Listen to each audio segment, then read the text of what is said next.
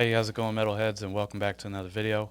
I'm very excited about this one because this is the first video where we're going to jump into what this entire channel is centered around. And I actually want to say before we start that I was actually inspired to do this video from a local fellow metal guitarist. He recently started his own podcast, and as he was editing one of his episodes, he kind of ran into what could possibly be a big issue. And I wanted to applaud him for actually reaching out and asking, what's going on with this? How can I fix it? And, it's one of those issues where if it's not fixed or it's not prevented, it could cause you to have to completely start over and trash everything you've done. And so it can be very frustrating. And once we resolved the issue, I actually felt that it might be beneficial to go ahead and post and talk about it. And it's kind of a subject that is already talked about, but I don't think it's emphasized enough because it's very important and it can actually set you apart from everyone else. So if you're a podcaster or a streamer or even a musician of any kind, I think you're going to want to check this out. Let's do it.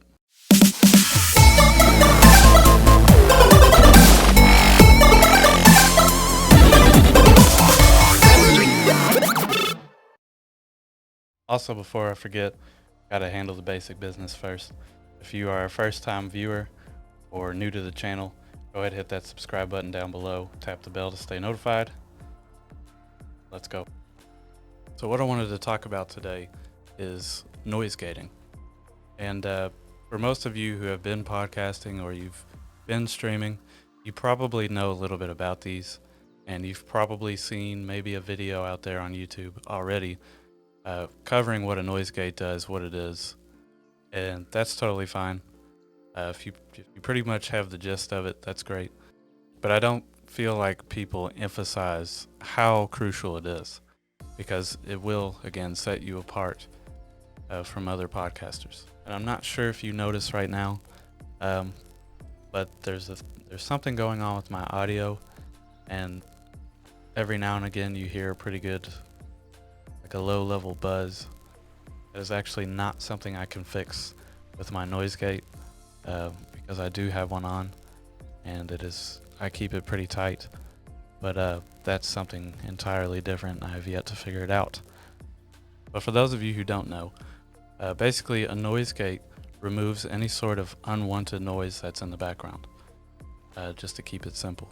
So like if you have a low level hum in your room where there's vents, or you're next to a window, or there is a window in the room and you're next to a road or something like that, a lot of times your microphone will actually pick that up, and that's something you really don't want to be in your recordings. For our case, the gentleman I mentioned earlier, his issue was that his guest's microphone was actually picking up his voice plus his guest voice, and that's also something you don't want, because what he was finding was that it was giving him a sort of echo effect. He was very unhappy with that. Just to give you an example, this is actually a noise gate that I used in my guitar rig when I played in the band. And once I got this thing and started to play through it and understand how it worked and what I could do with it, it completely changed the game for me, completely changed my writing style, and my live performances were much cleaner. Basically, this went at the front of my signal chain, which, if you don't know what signal chain is, we'll cover that in another video more than likely. But essentially, it just took away any sort of noise. Guitars are very noisy. It took away any sort of noise that I didn't want. That way my notes were coming through much cleaner and much sharper and had a much more impactful effect. Now, when it comes to noise gates for broadcasters and streamers, you're obviously not going to have a tangible physical noise gate. 9 times out of 10, you're going to be using something that is software. It's a plugin, basically, that's on your computer that you throw into your chain, and then you would obviously give it the appropriate settings and you go on about your way. But it is possible to actually use a physical one, especially when you're using a microphone like this that is XLR. A physical noise gate is possible. Basically how it works is you'll set a certain threshold on the noise gate itself. Again, it's probably going to be software. And essentially what it's going to do is once anything falls below that threshold, it will simply mute it all. So for instance, if I start to talk really quietly,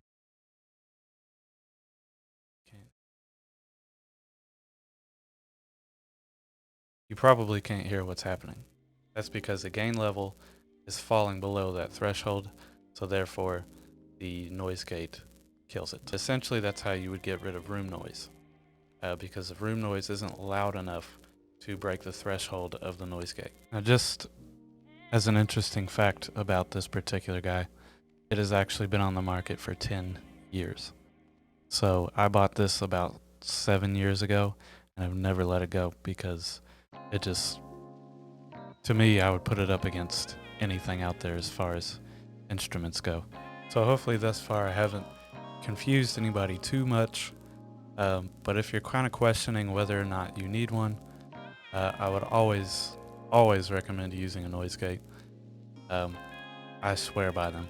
Some situations I could give you, if you're broadcasting or you're streaming, mainly broadcasting, if you have both of your microphones, as far as your microphone as a broadcaster and your guest microphone fairly close together, then you're definitely going to want to use one. That way you don't end up picking up their voice and then picking up your voice, because it'll give you that echo effect that I mentioned earlier.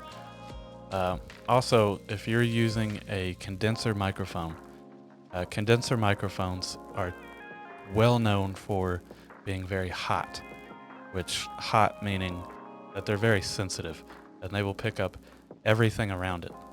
For instance, this is a dynamic microphone and it will only pick up what's in front of it.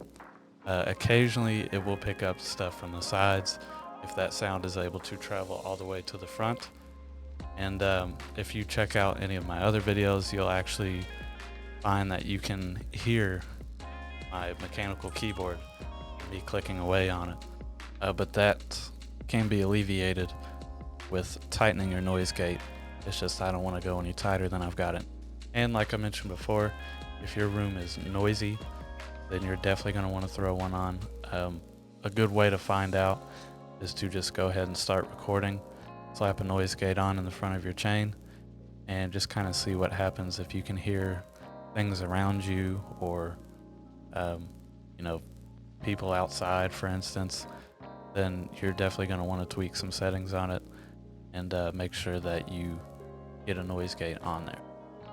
I particularly have mine pretty tight, and that's because on the other side of this wall over here is my refrigerator, and it is very noisy. It's pretty old, so that's what's expected out of an old refrigerator. It's very noisy.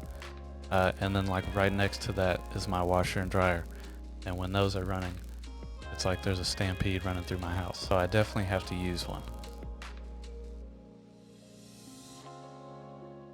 Now another effect that is extremely beneficial, but also very difficult to understand, is compression.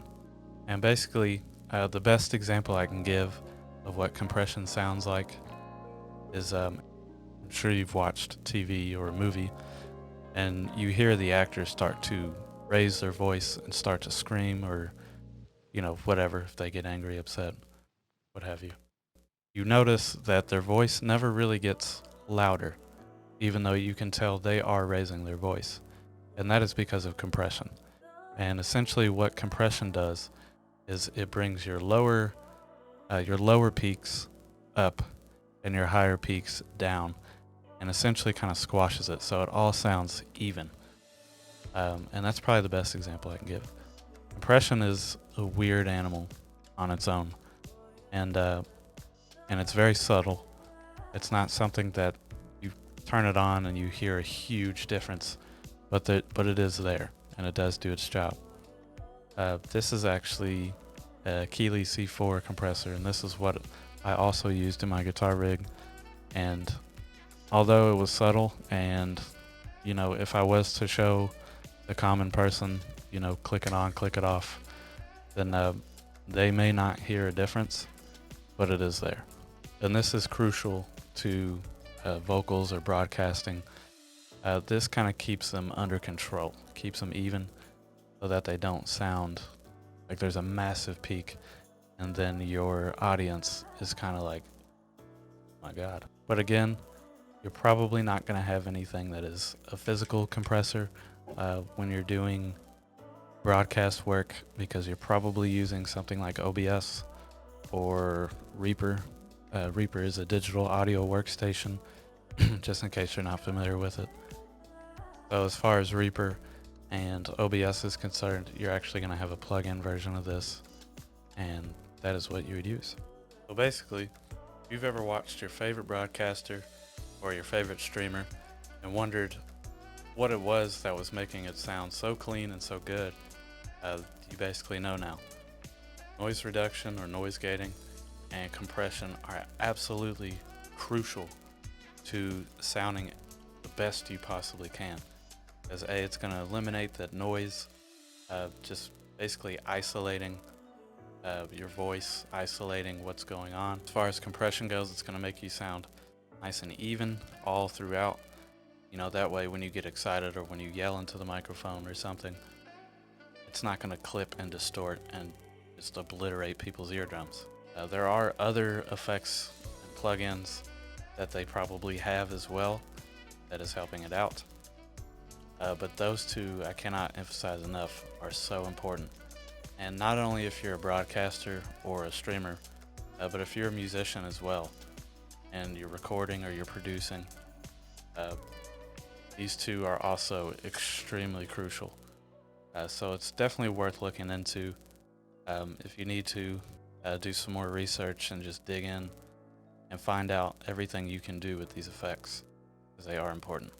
In the near future, I'll probably do another video going a little bit further into exact settings and other options as far as plugins go. So like if you're using OBS, you don't have to use their plugins. You can actually import your own VST plugins and other third-party plugins and use those instead if you like them more. I might actually walk you through some noise gating and compression in Reaper as well. That's pretty much all I got for you today. So if you haven't already, go ahead and hit that subscribe button. There's a bell right next to it. Make sure you tap that, go up to where it says all and click on that. And till next time, I'm out of here, dude.